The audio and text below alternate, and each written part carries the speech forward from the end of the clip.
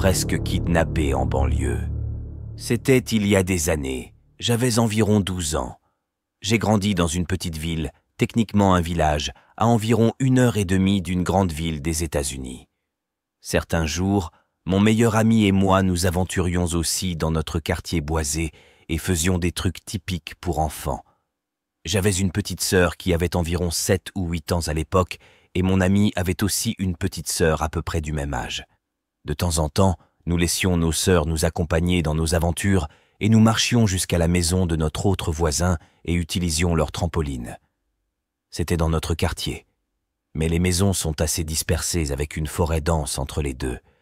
Et c'était environ 20 minutes de marche de plus sur le chemin parce que nous devions monter une grande colline. Un jour, Sarah et moi avons décidé de laisser Samy et Alex venir jouer sur le trampoline avec nous. Nous avons joué dessus pendant environ 1 heure ou 2 avant de décider que nous avions soif ou faim et avons décidé de retourner chez Sarah pour quelques goûters. Nous étions presque de retour à la maison. Mais le dernier tronçon avant leur maison était la plus longue route isolée avec un ruisseau qui coulait et aucune maison le long de la route. Juste une forêt dense. Dès que nous avons fini cette zone, nous serions juste au-dessus de leur maison car nous avions presque terminé la partie peu effrayante du tronçon et nous pouvons voir la maison devant nous lorsque nous avons vu une femme aux cheveux noirs courts et aux lunettes de soleil promener son bébé dans une poussette. Elle s'est dirigée vers nous. Ce n'était pas quelqu'un qui vivait dans notre quartier. Bien que je connaisse tout le monde dans mon quartier, les gens des quartiers environnants se promènent souvent dans mon quartier à cause des bois. Elle est passée à côté de nous, mais juste après, elle nous a salués, nous disant qu'elle était perdue et nous demandant où elle était. Aucun d'entre nous ne s'est senti alarmé. De plus, c'était une dame avec un bébé. Ce n'était pas un vieil homme effrayant. Nous lui avons dit le nom de la route. Elle nous a dit qu'elle était vraiment perdue et qu'elle avait besoin de rentrer chez elle pour s'occuper de son bébé. Elle a ensuite demandé si nous aurions pu l'escorter jusqu'à sa maison parce qu'elle ne savait pas si elle serait capable de le trouver. Même avec des instructions, Sarah a accepté de l'aider. Mais je me sentais mal à l'aise et on m'a dit de ne jamais parler à des inconnus. Même si nous voulions aider la dame, aucun d'entre nous ne pouvait parce que le père de Sarah nous attendait bientôt à la maison.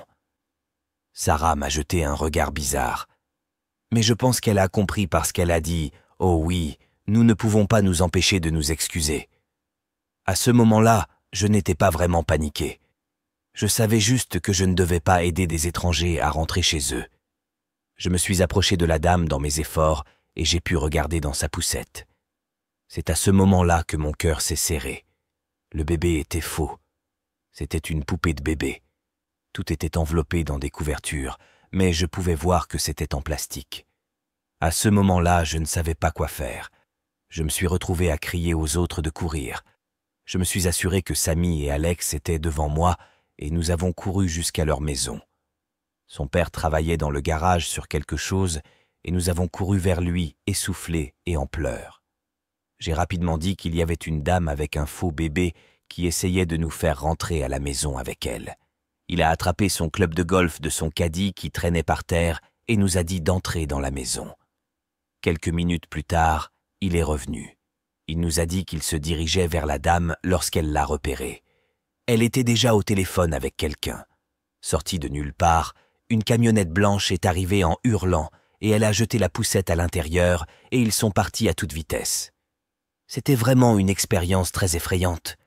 Je ne savais pas quelles étaient les intentions de la dame, mais je ne pense pas qu'elles étaient innocentes. Envoyez-moi un message si vous avez une histoire à partager. Et si vous avez aimé cette histoire, n'hésitez pas à aimer et à vous abonner. Chaque clic compte. Merci.